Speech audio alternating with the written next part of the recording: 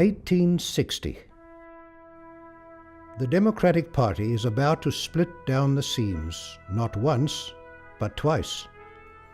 The newly minted Republicans will bring forward a dark horse candidate, frontier politician, Abraham Lincoln. Before the year is over, states will begin seceding, and the United States of America will soon be plunged into a fight for its very life. A fight against itself.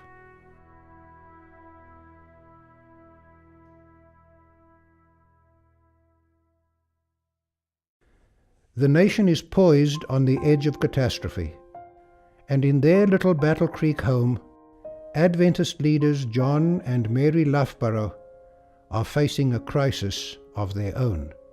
Their tiny daughter, Teresa, is fighting a losing battle for her life. While others celebrate the new year, the Loughborough home is filled with sadness. Died in Battle Creek, Michigan, January 2nd, 1860, Teresa C., only child of brother and sister Loughborough, 1 year, 10 months, and 23 days of age. Her disease was lung fever, which terminated in consumption. The lonely parents deeply feel their loss, but the blessed hope of the coming of Jesus and the resurrection, which they have so long cherished, now sustains them. John Loughborough is a close friend of James and Ellen White.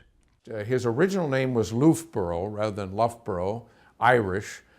He converts and becomes a Sabbath-keeping Adventist in 1852. And from that point on, he throws himself into preaching for the Sabbatarian Adventist movement. Now at 28, John and his wife Mary are living in Battle Creek. With the death of their daughter, the Adventist community gathers with the family to mourn. Early this morning, we were called to go up to Brother Loughborough's. The little one was dying. Oh, how sad the sight! A mother witnessing the last agonies of her loved one, her only child. We witnessed the dying struggle. The little eyes are closed, no more to look on earthly things. The little prattling tongue has ceased. Her troubles are ended. Quietly will she rest until the life-giver calls her from her dusty bed. This is a dark, dreary world. Ellen White. On the heels of Teresa's death, Mary Loughborough is heartbroken. John Loughborough hides his sorrow in activity, scheduling a preaching tour of eastern Michigan and taking Mary with him. Well, that made the Adventist Church. Never in the history of the world did people travel as much as they did. They were constantly on the move. Americans as a whole were beginning to do that, but they were more so. James White loved the railroads. If you look at the Review and Herald for much of the 19th century, you'll see railroad schedules because they just were traveling constantly. The Loughboroughs are not the only ones traveling. Another Sabbatarian Adventist, John Nevins Andrews, a close friend of the Loughboroughs, is slowly making his way from Michigan to New York State. My object in going east is the preparation of a Sabbath history, but I will, however, do all I can in holding meetings. John Nevins Andrews. Andrews is a successful preacher and also one of the Adventists' best scholars. His book on the Sabbath ultimately becomes the first large scholarly work by Adventists on this topic. He also impacts the early Adventist community by studying other important issues, such as a system for tithes and offerings that they call systematic benevolence. There's this group of ministers who are working, but they don't have any regular salaries. And it's J.N. Andrews who decides he's going to study. He comes to the conclusion that the Bible teaches very clearly, Paul teaches that there should be order in how money is raised.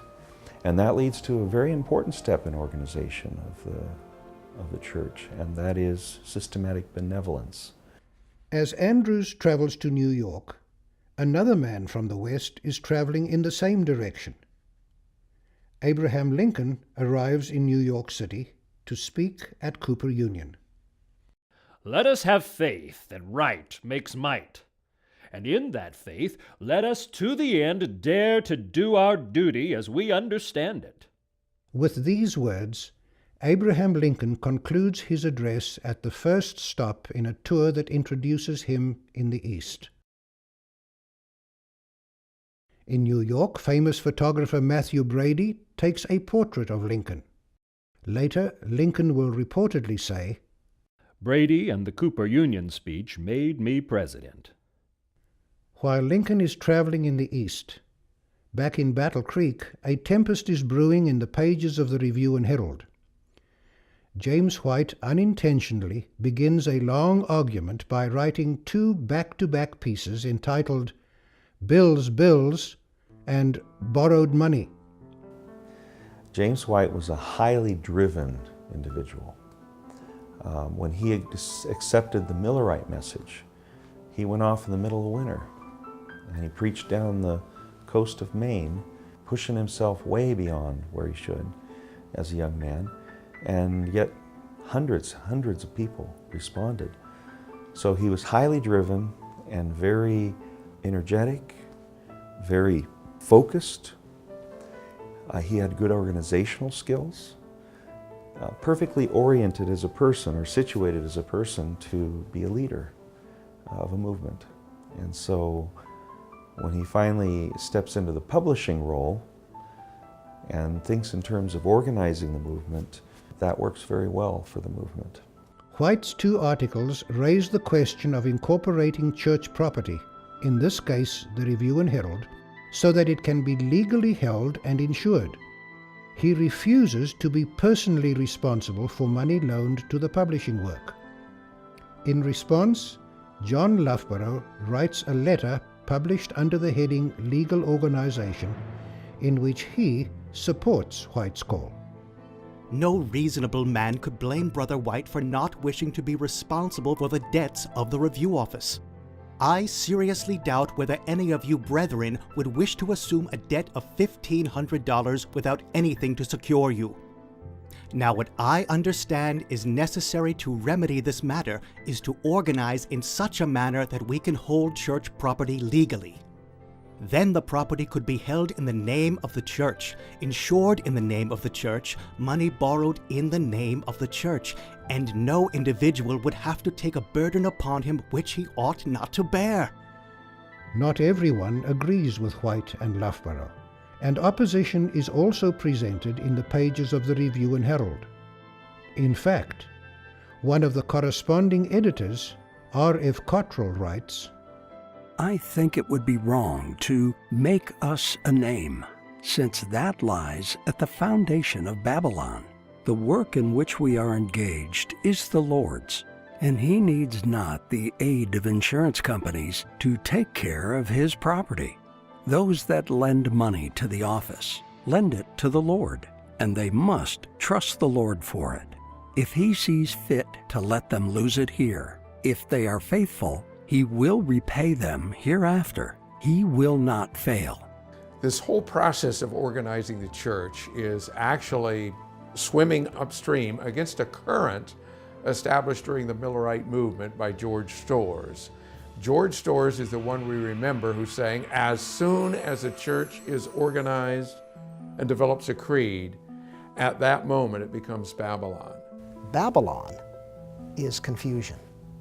Babylon is an organized system against biblical truth, against the teaching of the Second Advent. And that is a long shadow that is cast well beyond 1844 over the Adventist movement as well. The discussion drags on for months. In September, the Review and Herald publishes a call for a conference in Battle Creek to discuss the controversial question of organization. The principal object of this general gathering is to call together as many brethren as possible to consider several important questions, such as the proper method of holding church property, the wants of our office of publication, etc. We request churches in other states to send delegates, as important business will be considered. Just 10 days before this conference, Ellen White gives birth to a son, John Herbert. And on Friday, September 28, delegates from 5 states arrive in Battle Creek. After spending the Sabbath together, the meetings begin in earnest. Despite disagreements and lengthy discussions, 3 major decisions are made. Resolved, that this conference recommend to our individual churches so to organize as to hold their church property or church buildings legally. The second resolution is to adopt a constitution for the legal incorporation of the Publishing Association.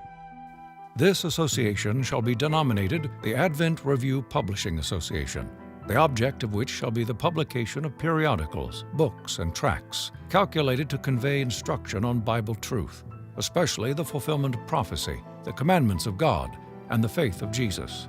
Unanimously carried. The third and most contentious discussion is choosing a legal unified name for organization and order among the churches. The name Seventh-day Adventists was proposed as a simple name and one expressive of our faith and position. Moved by Brother Hull that we recommend the name we have chosen to the churches generally.